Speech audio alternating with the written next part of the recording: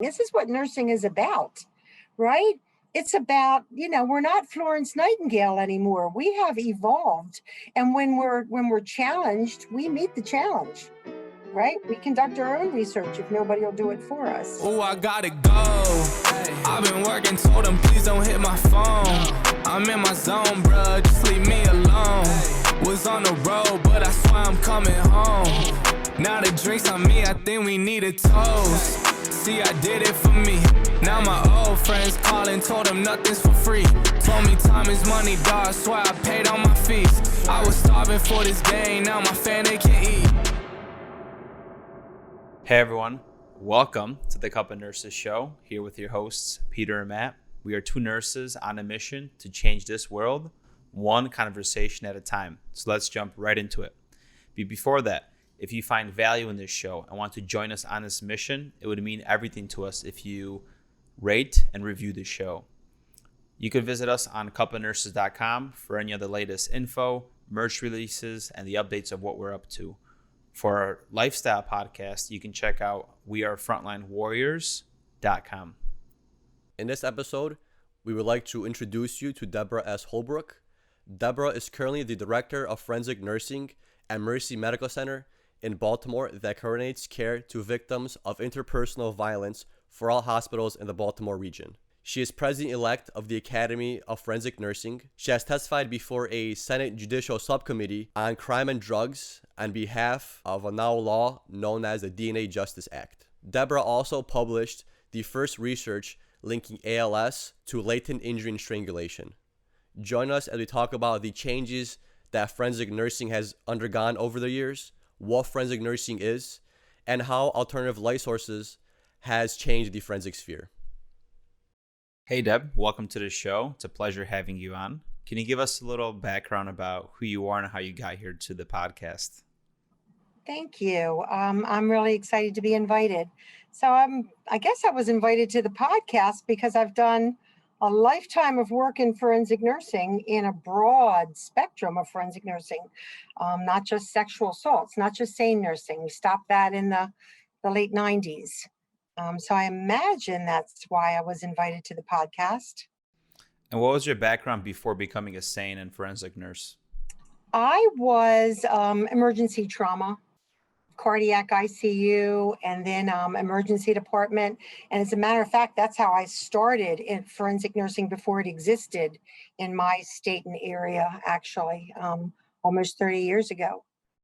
I was triage one night. Yeah, I was triage one night and a case came in, and that was what drove me to it. There was nothing that existed, and we were never trained to do this. There was no training in nursing school. And we had a student. I will actually tell you the story. I had a student from a university, and I was in Delaware, Lower Delaware at the time. And she came in and I did my spiel, triage, what brings you in to see us tonight? And she said, I think I was raped. I think, I woke up. I went to a frat party last night. We didn't drink. We had punch. But I woke up and my pants were off and my clothes, some of them were missing, and I feel like somebody had sex with me, but I don't know.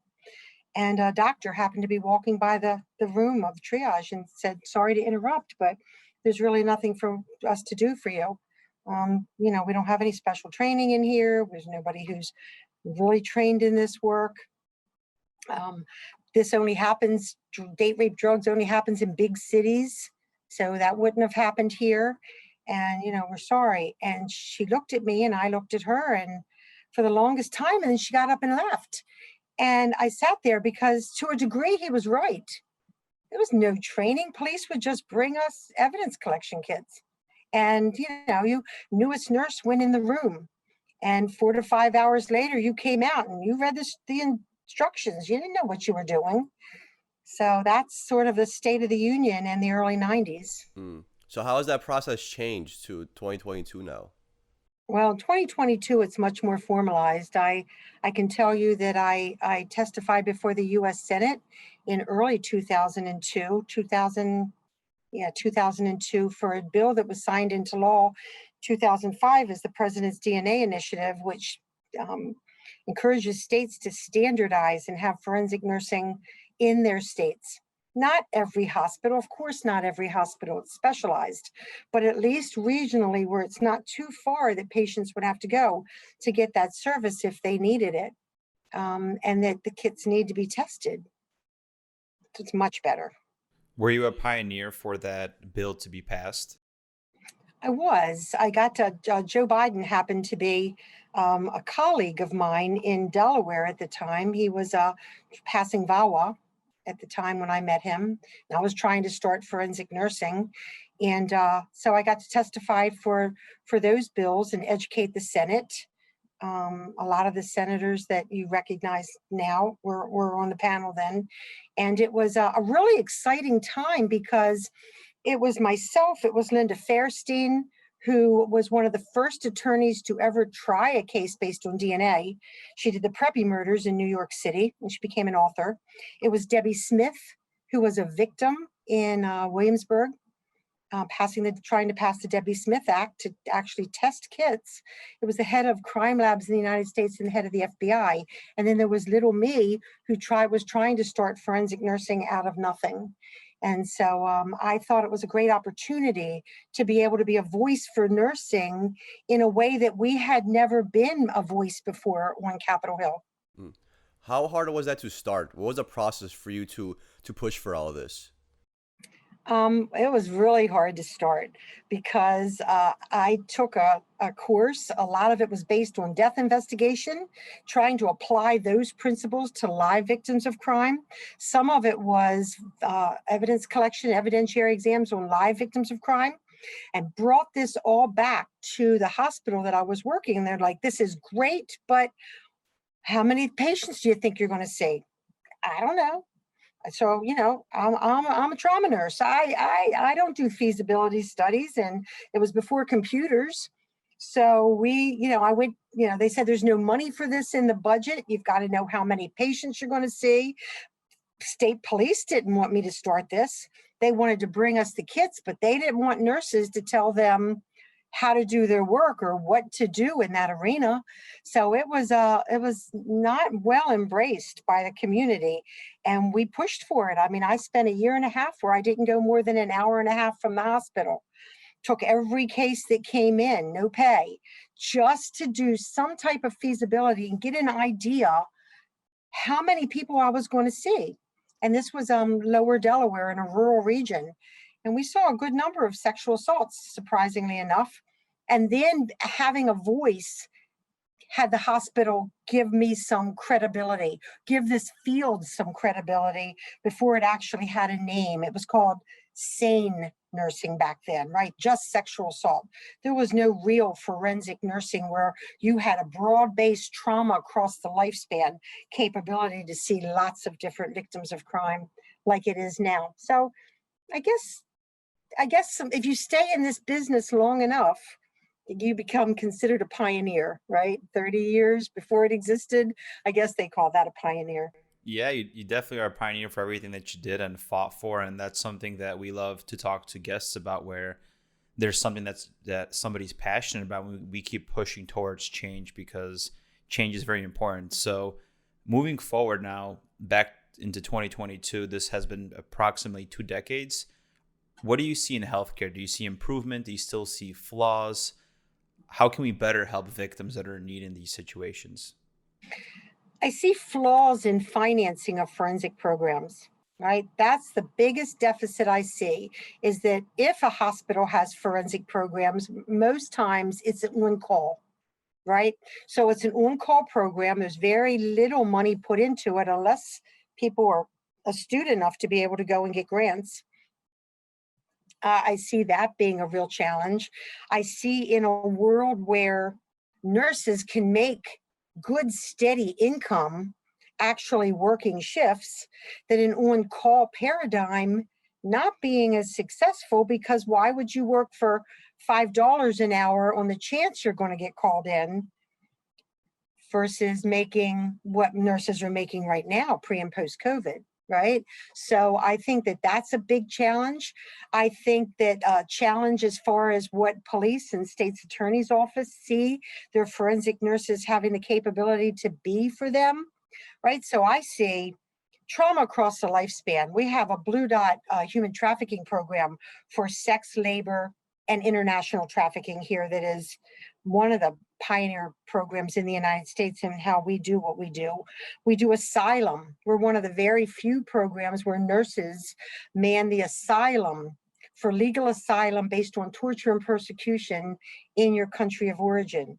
So we work have those attorneys in 38 states referring victims to us. It's all forms of elder abuse. We know that adult protective is a challenge system. So we've finally been able to convince our adult protective system that if you get a call from any institution or any personal citizen, forensic nurses go out as well, right? That's changed everything in our legal system when police now will get involved because they see the value of what we've been able to bring, right? It's child abuse, it's forced organ harvesting, and having an eye out for those people who are, leaving the legal registry in this country and going to China for illegal organ harvesting.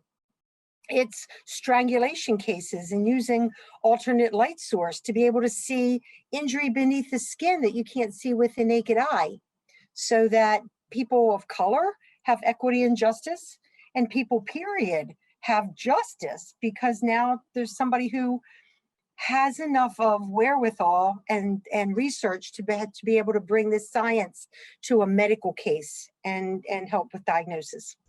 Yeah, you make forensic nursing sound very, very interesting. And before we hopped on the show, you mentioned that you have 34 nurses that you manage, and is that throughout the county? Are you guys still short on nurses? How is that? How's the staffing for y'all? Staffing was very challenging during COVID when nurses went off to make very good money being travelers. And then you always have a large number of nurses who are going off to do their DMPs, right? And need to be full-time students and work full-time jobs, and being on call or part-time shifts doesn't necessarily meet their needs. So during COVID, we were challenged, but we offer training 3 times a year and we recruit from that. So it's always a source of fresh eyes, fresh blood, and that's what keeps a forensic nursing program current. Because you do things with blinders on. I mean, I've been doing this for almost 30 years. I won't see things from the perspective of a brand new set of nursing eyes, right? From a brand new excitement and passion about this work that says, let's do research on that to see if we really are the best, right? Let's vet this out. And so I love bringing in new nurses. So we're not having the problem that we were having 2 years ago. We're pretty staffed. And then with these nurses, is there certain nurses assigned to specific patients? Like, for example, do you have maybe a handful that just do sexual assault victims, another group that does a different kind of trauma, or does everybody just do everything? Everybody does everything. Now, you do have to be an advanced degree and pretty specialized in order to do asylum cases, because they go before federal judges. When we started doing asylum cases, we were told nurses would never be able to do this. Only doctors. What are asylum cases? I'm sorry. What are asylum cases? Asylum cases. Yeah, for those folks seeking legal asylum in the United States based on torture, rape, persecution in their country of origin. Any of those crimes, right? Female genital mutilation, any of those. And we were told that only doctors could do this. And I said, I don't think so. Don't tell a nurse that we can't do what we know we're going to be excellent at. We're perfectly suited in the identification of wounds and injury and scars. And look at what we do with all forms of trauma. Yeah, we're going to do this. And we did. And nobody would let us in the existing training. It was only for doctors. So we set up our own training. And they said no federal judge will ever listen to a case coming through from a nurse. And our first cases got granted asylum. And so we started doing our own training now, but they are nurses. You have to have advanced practice. You have to have masters or doctorates in nursing to be considered worthy, if you will, by a federal judge for those cases. But everything else, our nurses are cross-trained. Okay, awesome. And then one more question is, you mentioned finance as being one of the biggest issues for forensic nursing and all nursing is related to that. So since you're the director of of forensic nursing in Baltimore, in Hopkins. Where does your funding come from? How do you get your money? We're funded by grants. We have federal grants. We have some state grants, and that pretty much handles it, right? We're not looking to make money. We just want to cover salaries. That's it. And we've been able to do that easily. We've not had problems. But if you go out to another state where there's somebody who's not even paid full time to run a program, who has no education in grant funding and no foundations to give them any type of training in that, they're going to be challenged, right? They may be asking for donations. They may be trying to work under a state's attorney's office or a DA's office to be funded. So there's no standardization of this work across the country. So when you get these grants, do you have to apply through them personally, or do you apply through a hospital, or then a hospital applies for the grant? How does that process work? We apply from the hospital. Okay. We will apply, you have to have an EIN number, right? It has to be an organization. You can't personally just do it. Right. So that's how we apply for those. And then you have to meet certain standards, I'm guessing, to keep that grant? Correct. Oh my, yes. Oh my, yes. You have quarterly reports that go in, and they're vetted, and they are audited, and you have to keep stellar bookkeeping. And it's a process. It's a lot of work. You got to really need the money to go through all the work that it takes to manage a federal grant in this day and age. Question: do you think that with all your expertise and knowledge, a regular nursing program is enough for somebody that wants to get into forensic nursing? Or do you think the future would benefit from having a degree, in a sense, where people that are interested in nursing would go into forensic nursing with a little bit of like a criminal background and education, because it's a completely different scope of practice, it seems like, versus working regular bedside or in healthcare?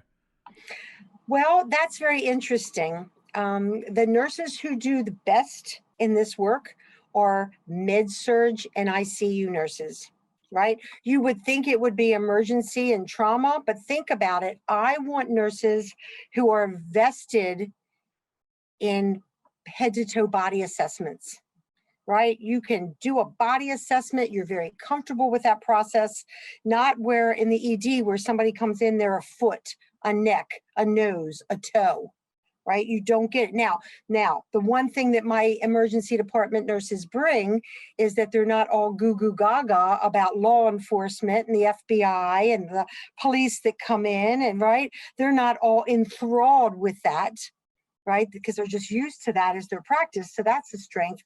But if I want nurses that are strong, I'm going with ICU and med-surg nurses or PCU nurses.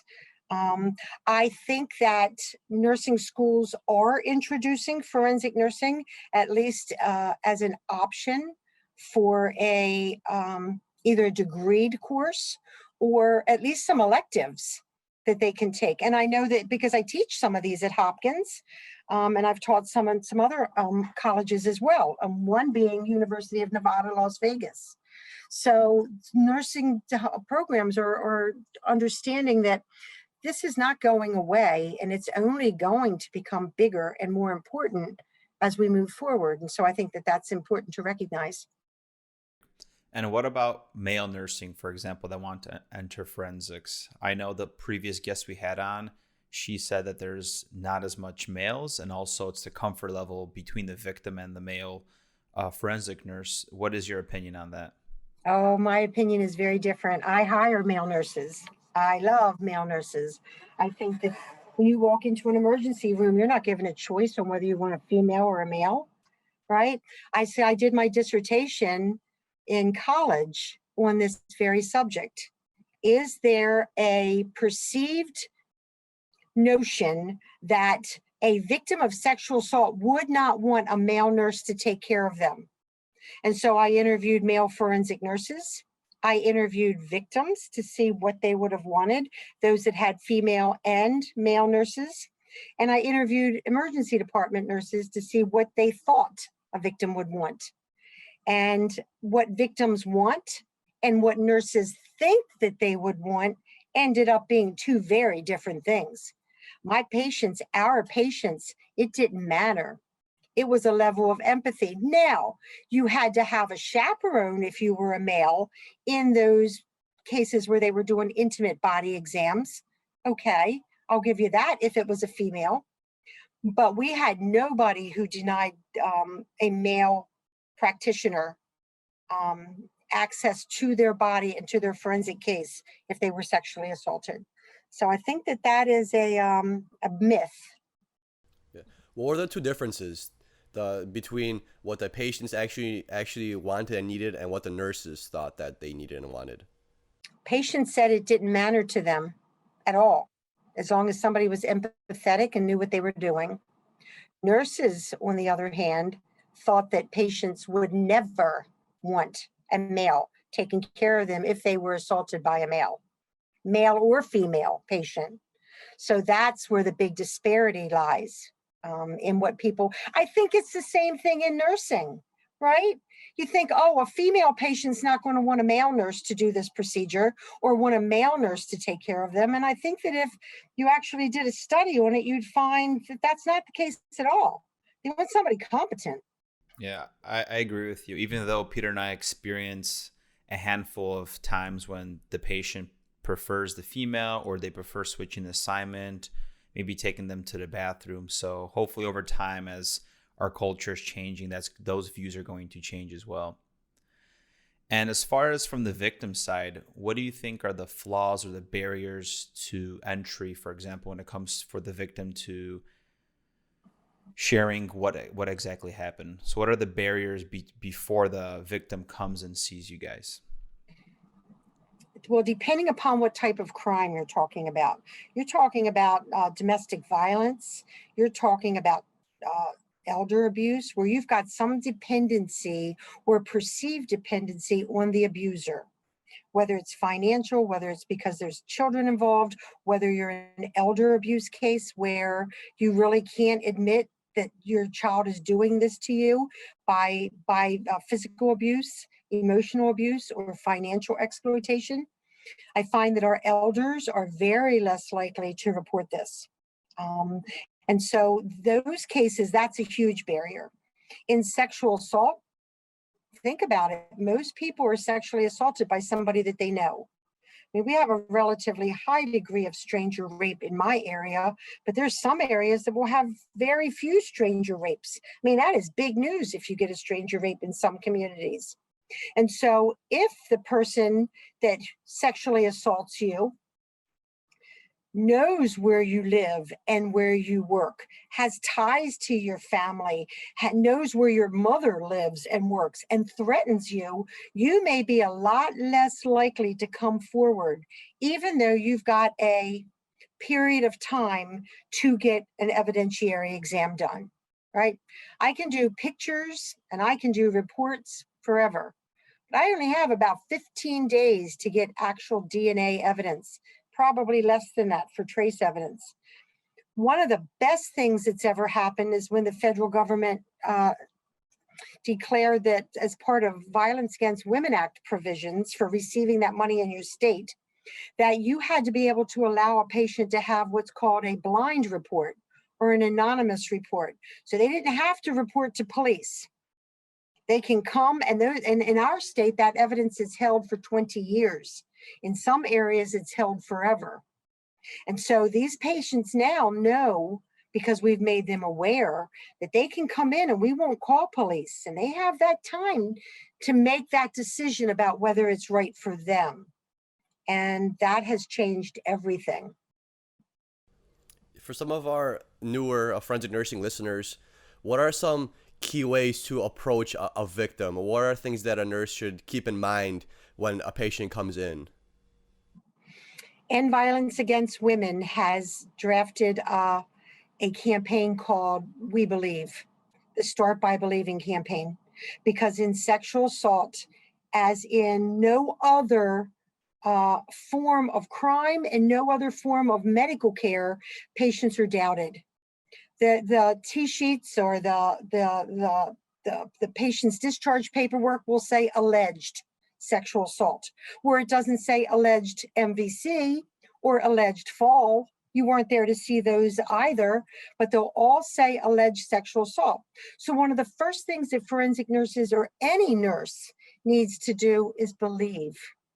Just believe people. And when I greet my patient, I greet them by saying, "Hi, my name's Debbie. I don't know the details of why you're here.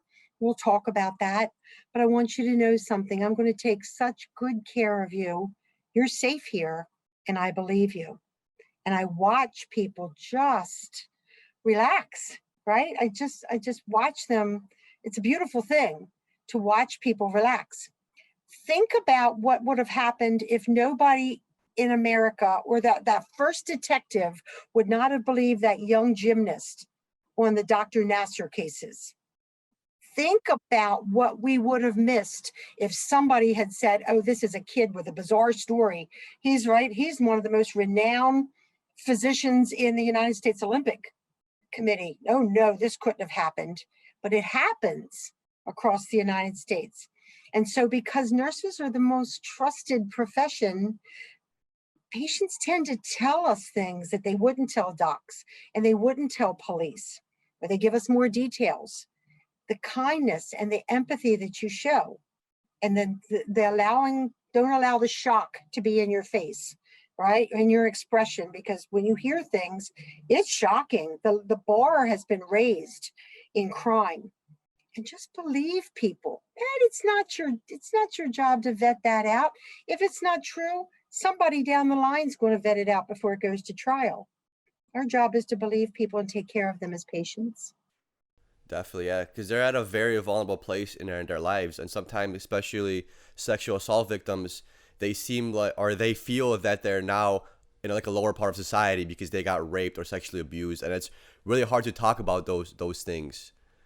So over time, have you seen maybe a trend or a spike in certain crime versus other crime? Strangulation, off the charts. I see rape. I don't know how to describe this where it won't be so nasty on this podcast. Used to be rape was rape, right? Or forced fellatio was forced fellatio. But now I see vaginal, anal, oral, that extra degree of degrading a person. One step more, right? Anal and then oral, right? That's rock bottom for how you treat people. I see human trafficking patients, where we may not have called things human trafficking before. I see the brutality in these cases so much worse than I did when I first started this work. I see since COVID, familial trafficking, where people put their own kids out to make money in sex, put their parents out to make money in labor, right? I never saw that. Used to be we were able to swab a bite mark for DNA. Or I can tell you when I first started this work, we did bite mark impressions. Not anymore. Now people take a bite out and they either swallow it or spit it out and they take a whole hunk out. So there's such a preponderance of the victim's blood and DNA. It's very difficult to get some of the suspect's DNA. So I don't see one kind of crime more than another, but it's like the bar for cruelty has been raised to a degree that I have never seen it before. Jeez, that's so mind-blowing to think about. And right away, the thing that popped in my mind is just thinking about the whole Jeffrey Epstein case that happened, where they completely put that on, they kind of swept it underneath the rug, where these things are not happening. And you're just mentioning how sex trafficking and then child crime and everything that's happening, it's such a prevalent thing. And even just like you said, after COVID, it all just increased. And I was talking to a pediatric nurse, and she felt burnt out too, working with kids, because during the pandemic, all she's seen was suicidal kids, and they just had sitters everywhere, and it wasn't the same pediatric cases that she was used to. And kind of going back to you mentioned strangulation and stuff, and you also mentioned alternative light therapy. So can you just talk about that? And I know you said you testified in Capitol Hill about that as well. So is that a new technology that just emerged? I didn't testify on Capitol Hill in ALS. I pioneered the first research in the world linking alternate light source technology to strangulation and being able to see wounds that you just can't see with the eye when you're looking at somebody. Okay. So all that alternate light source is filtering out bands of light till you get a degree of maybe 40 wavelength. Okay, so the light in your room right now is everything from 200 to 600. That's all safe. 7 to 900 is dangerous. That's what you get from the sun. Would never use that. Black light is an example. The way you see is 200 to 600. You can see everything. Things are absorbed and they're reflected, and that's how you see. A black light is just around 300 to 350, right? And things fluoresce. So we might use that to look for bodily fluids or saliva, semen, right? Lubricants, stuff like that, so we know where to swab. So my scientific question was, I've got this wonderful light source that gives me the opportunity to see 400, 450, 500, 550 wavelength. What could I see if I used it? And the rest has been history. Because if you shine that on a patient's skin and then you ask them to show you on a mannequin how they were strangled, the wounds line up. And I can't see it with my eye, but I shine that light on them and I'm able to see the fingerprints. I'm able to see the finger marks and the nail marks and the finger-like markings. And it's been, and folks who are dark-skinned, I may never see a bruise emerge, right? And I might never. And it doesn't mean they shouldn't have equity and justice as a light-skinned person. It has improved that as well. So how long do these fingerprints stay on the skin after a strangulation case when you're able to shine this light? We're able to use, we're able to get DNA from them, first of all. Any community whose crime lab has touched DNA, we're able to swab and get the perpetrators. And I don't mean fingerprints in the technical sense of fingerprints, right? With those little lines in them, like you would get fingerprints where they brush, not fingerprints, because you have to use sort of a smoke system with super glue to do that. And you can't do that with a person. But I'm talking about fingertip, maybe fingertip markings would be a better way to describe that rather than fingerprint markings. And you also mentioned bruising. So let's just say somebody's dark skin. I just want to understand the science behind it. So this light is able to visualize where you had bruising, where your muscle tissue changed or swelled up, and it shows up. Sure. So think about bruises. Think about how you bruise. Just what happens in the body. It's a rupture of capillaries, right? That's what causes bruises. It's painful, maybe indurated, causes a bruise. You'll see that discoloration. That's only in where you have small blunt force trauma, where the energy, if you will, is all focused in one spot that ruptures capillaries. But what happens if you run into a wall? I could run into a wall all day with my upper arm from across the room.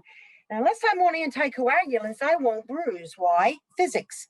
Energy is dispersed in the broad surface of the wall and the broad surface of my arm. But it doesn't mean there isn't bruising underneath the skin somewhere. It may come to the surface days later. It might never come to the surface at all, but it doesn't mean it's not there. This is just a different way of looking at something. It's not magic, right? Like I can't see anything without my glasses. Glasses aren't magic. A microscope doesn't mean there's germs aren't there swimming around. It just means I can't see them with my naked eye unless I use a microscope slide, right? So that's all that alternate light source is. It's being able to look at something under a different wavelength and see what you see. And it's we've been able to get it under Fry Reed hearings here in Baltimore City in our courts, which means as a respected technology by my peers. When I first started, I couldn't get it in under that. Everybody said that Debra Holbrook's using a magic wand. Don't believe her. Yeah?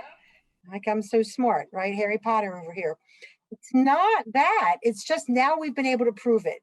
Now we're actually, I just interviewed with the Today Show, and it should be showing in the next couple weeks.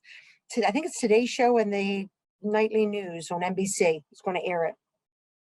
Because George Mason University has partnered with us to actually do a study that is more robust than I can do alone, right? Where you inflict with paintball guns. They got 100 nurses and shot paintball guns at them. And then after their bruises disappeared, IRB approved, yes.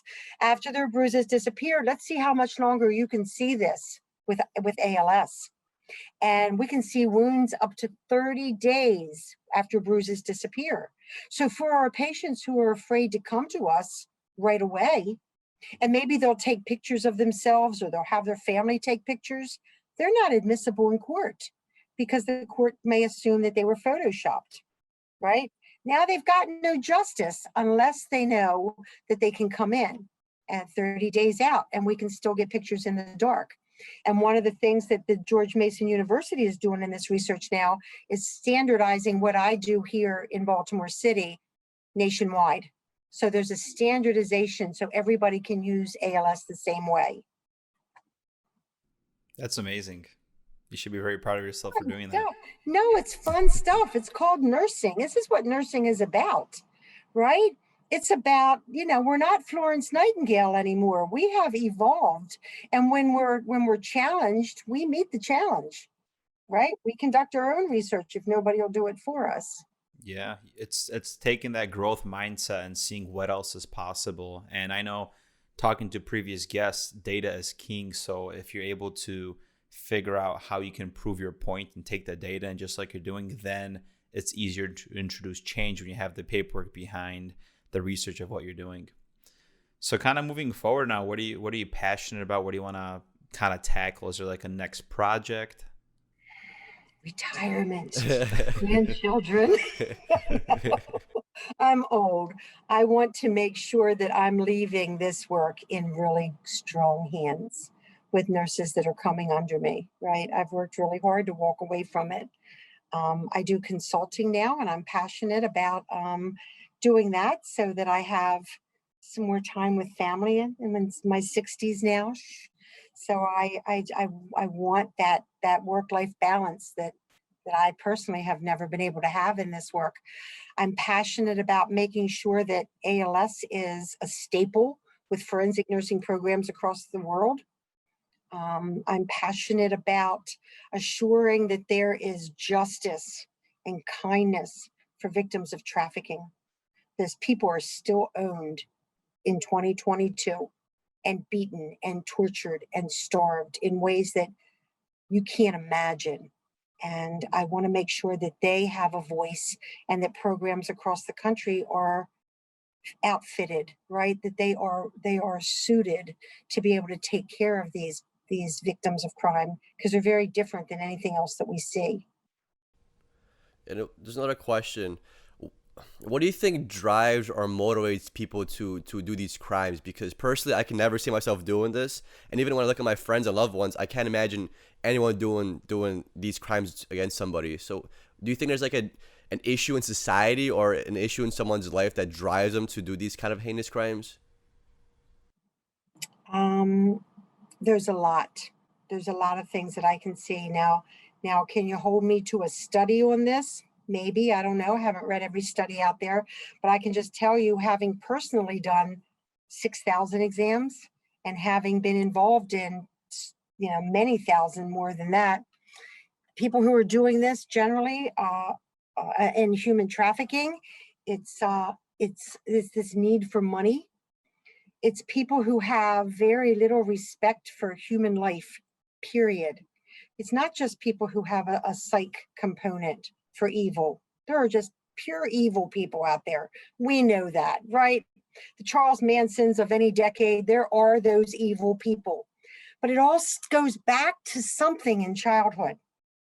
It goes back to child abuse. It goes back to neglect. It goes back to not getting love or affection or something that they needed when they were children.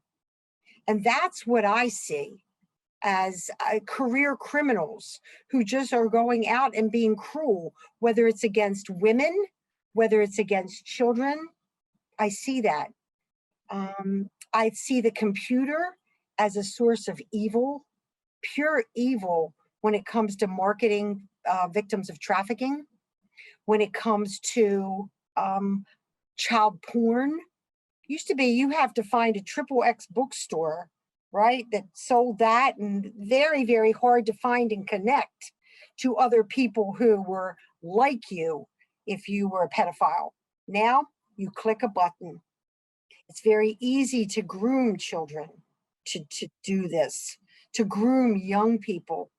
And the other thing I see is this almighty dollar. If folks can find a way to make money doing something, they'll do it. It's a sad state of affairs how I see crime right now in the United States, especially, but worldwide. Yeah, it's very complicated because, like you were saying, at one point that perpetrator was a victim at some point in their lives, and whatever event that caused them to be this way, life is the way it is, where you could easily play on those vices instead of like your virtues. Like you said, some of these things are more accessible. So maybe somebody that was abused as a child is now abusing children. It's a lot easier for him to do that now because he has access to all these other things. So it's almost harder to stop him from doing that. So it's like, is this perpetrator, do you treat him as a victim, or do you treat him as a perpetrator? Because if that person himself went through this trauma, so how do you like look at that person in that case? Is he a really, really bad person, or was he just victimized as a young kid that led him to this? That's very complicated. And there's the age-old question, right? Give you an example. I was lecturing for the government, and I went to a city where there was a brutal sexual assault that happened. Horrible case. They called me in to consult on. And then what they found out was that this 20-some-year-old perpetrator, his father used him from the age of 4 as the prize at the poker games for people to have sex with. Now, okay, age-old question. Do we feel sorry for somebody and let him go and have a world full of people like this? Or do we say at some point, bad stuff happens to everybody. Very few of us have led perfect childhoods, perfect, easy lives.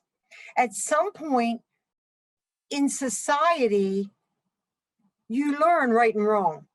No matter what's happened to you, what it takes therapy to get over it, right? Whatever it takes to get over it, you get over it to be a productive member of society. And I would be of course, it's what I do for a living, but I'm of the belief that it's sad what happens to people when they're children, but you've got to get the therapy and get over it and be productive, decent people, because you can't use that to feel sorry for you in court, to let you keep going out and perpetrating these crimes. My 2 cents. That's my 2 cents on that. Yeah. At one point, you have to say enough is enough. You're aware of what you're doing, and you know what's wrong. And a lot of these people even say that what they're doing is wrong, but yet they still follow those feelings or those emotions or that rationale of why they do these kind of things. It's really mind blowing. They're technically still a victim from childhood, but they're a victim to themselves and not taking personal responsibility, like you mentioned, for their actions. So they're just a lifelong victim, and it's sad because then they inflict wounds onto other people and make them victims as well of their crimes. Agree. And I'm not a psychotherapist. I'm sure a lot of people would challenge me on this, right? I'm a nurse. Exactly. And I'm nurses a have nurse, great and I can intuition. tell you what I see. Well, your opinion is just as important. Just because you're a nurse, you don't have like that degree. You've seen a lot of this stuff, so your opinion is very, very valid. And based on everything that you're experiencing, how do you create your work-life balance? How do you detach from all the crime and the things that you see in the unfortunate parts of life? What keeps you sane in your sense when you unplug from forensic nursing? I'm very, very blessed to have a wonderful, loving husband. I'm very blessed to have 3 children who are now in their 30s, who are amazing, beautiful, kind human beings, and 2 grandchildren and little grandchildren. And they are my happy place. I will tell you that they are my happy place. I believe in prayer. So prayer has been very, very strong for me. But come on, when you come off the back of 6 horrible cases in a row, I'm not going to tell you that I'm not fussing and fuming in my car about drivers, right? That I don't have a modified little bit of road rage. I know that that's when my cup runneth over with the sad. And after a while when you need to I do critical incident stress debriefing with my staff to get it off of their shoulders. And I think that in this work, especially, and in any kind of work that's stressful in nursing, you got to be smart enough to say, oh, you know what? I am really, really bordering the edge here with being mean and nasty and tired and angry. I need to go talk to somebody. And that's not a sign of weakness. That's a sign of being smart and brave. I'm mature, I think. It's to unload it, right? And so I embrace those opportunities when I need to. 100%. We always recommend for nurses or just anybody in general that's struggling, maybe they're in a hard time in their life. We always say, hey, talk to somebody. That and working out. Just you being able to talk about it, explain your feelings, tell somebody what's going on in your mind. It's almost like you push that out. You push that out, and you're not thinking about it as much. It's very, very underestimated how powerful just talking about your problems are. For example, Matt's at his nursing break, but there's times where I leave my shift, I text him, I talk about how it went because I was stressed out, and I feel better about it. And it's like it's already something that I do on like a daily basis that I'm programmed to do. But before that, when I was coming out of nursing school, being a new grad nurse, maybe my first year, I didn't really talk about how stressed I was at work or what really bothered me or pissed me off. And I just held on to that. And every time I would come into work frustrated and stressed out because I never got rid of those emotions that came with a prior shift. So that's super, super important just to talk about what you're feeling, talk about your problems. And it's a lot easier to talk about it, with a friend that can help you.